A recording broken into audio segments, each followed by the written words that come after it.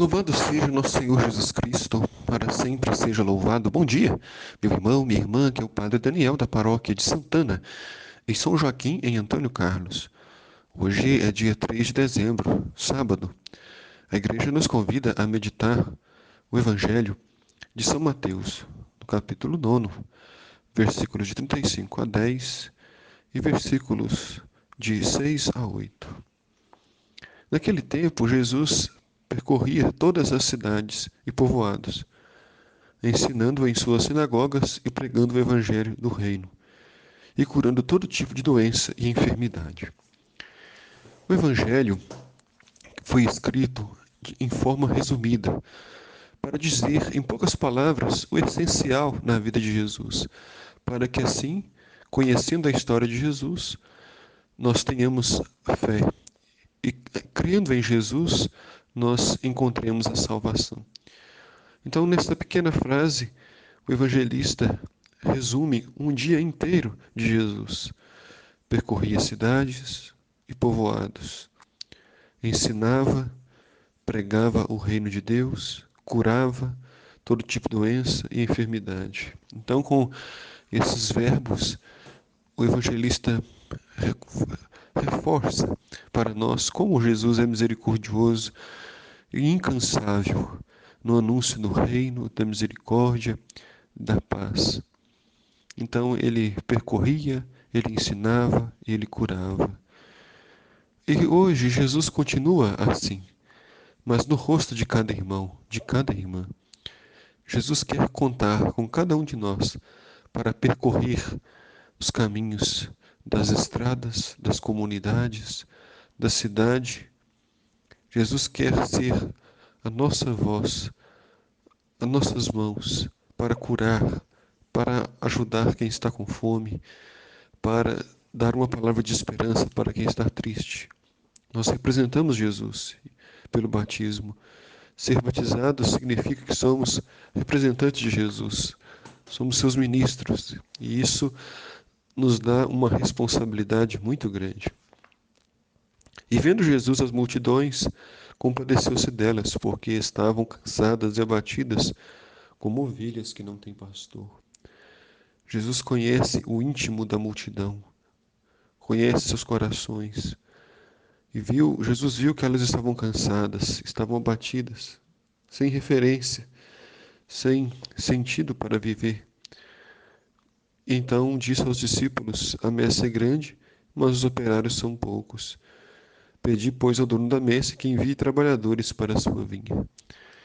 Ou seja, enviar trabalhadores significa que nós mesmos somos os primeiros a ouvir o Evangelho e somos os primeiros a responder sim, nos tornarmos também nós servidores, nos tornar anunciadores do reino, da justiça e da paz.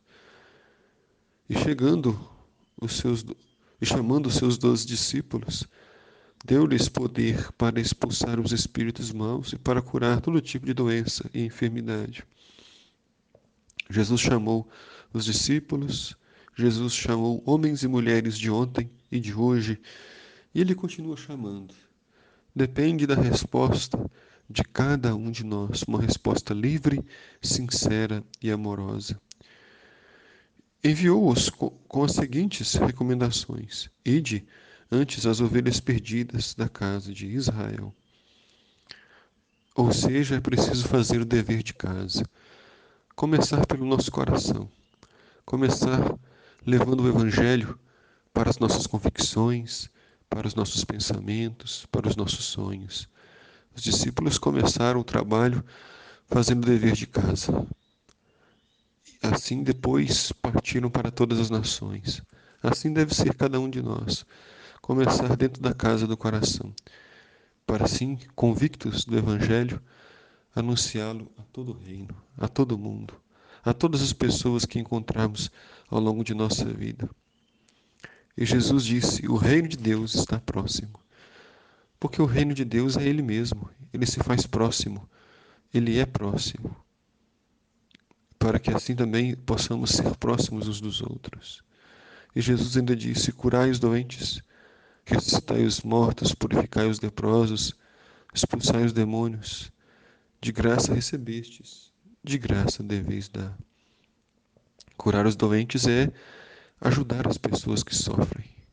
Todos nós temos o dom de curar os doentes, pois podemos estender a nossa mão amiga, podemos ajudar, podemos aconselhar, visitar, ajudar de forma espiritual ou talvez de forma física. Sempre é algo que nós podemos fazer pelos doentes.